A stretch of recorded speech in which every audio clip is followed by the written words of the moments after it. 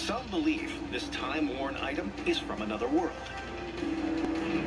This artifact recalls an Egyptian ruler and a visitor from beyond the stars.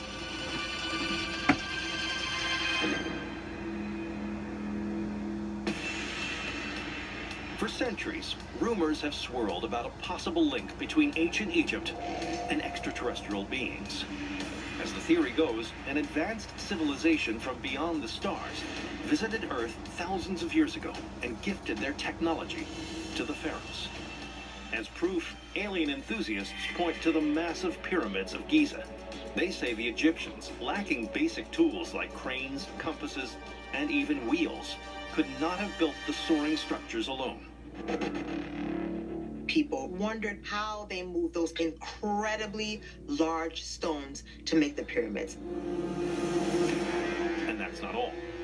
Proponents of the idea also cite hieroglyphs unearthed by archaeologists that appear to depict flying machines, many in the shape of saucers. But perhaps the ultimate evidence for this far-out idea was found during the world's most famous excavation. November 4th, 1922. In Egypt's Valley of the Kings, British archaeologist Howard Carter has just made an astounding discovery. The ancient lost tomb of a pharaoh named Tutankhamun, better known as King Tut. At 9 years old, King Tut took the throne and reigned for nearly a decade. But the king's life was cut tragically short when he died suddenly around the age of 19. During his burial, royal attendants filled his final resting place with opulent objects, intended for use in the afterlife. The treasure hoard is nothing short of spectacular. The tomb was amazing because whereas previous tombs usually had been raided centuries prior and were almost empty, this one was filled with jewels, precious stones, couches and chairs that were made of gold, golden statues. But amid these treasures is something strange. It's a decorative breastplate that seems to celebrate the Egyptian sun god, Ra. In the center is the likeness of a sacred beetle, known as a scarab. There were scarabs all over ancient Egypt. They were usually made out of precious stones. But this one appears to be fashioned from some kind of yellow glass. While there were other pieces of glass in King Tut's tomb, this stands apart. It's unlike any other man-made glass that was created at the time. So where did the ancient artisans get the amber-colored material?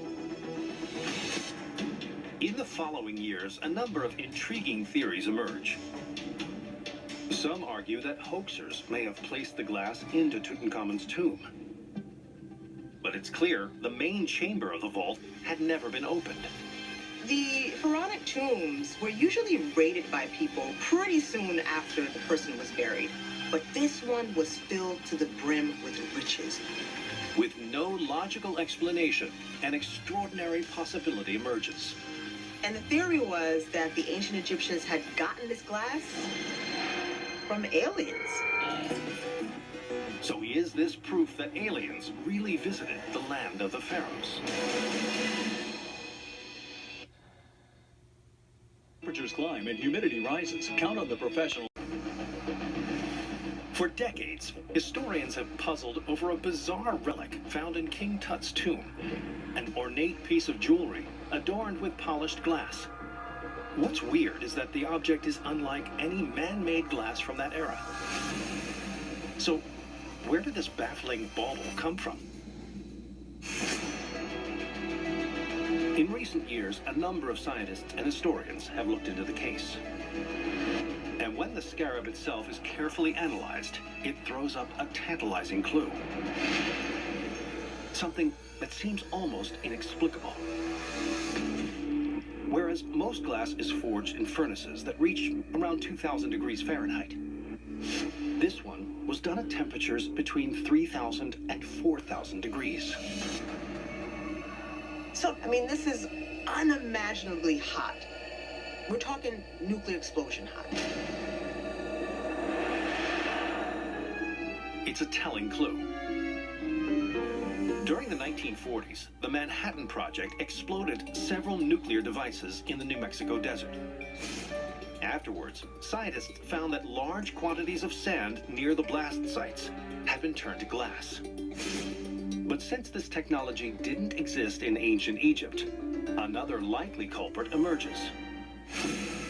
One that did indeed come from outer space, but had nothing to do with aliens. A meteor came down, which is incredibly hot, hit this huge area of sand, and pretty much melted the sand. And when it was done, it left behind glass.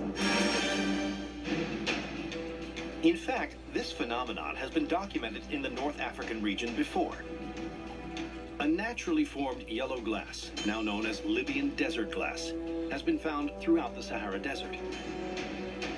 Historians now believe that some of the material found its way into King Tutankhamun's scarab. Someone went out into the desert, saw this beautiful glass, and decided to take it, sculpt it into a scarab, and give it to King Tut as a gift. Still, some believe the bejeweled breastplate may have come from beyond the stars. People who want to find a connection between ancient Egypt and aliens will continue to find that connection and do so to this day. Today, a piece of Libyan desert glass is on display at the Corning Museum of Glass in Corning, New York. It recalls the explosive truth behind a mysterious piece of Egyptian treasure.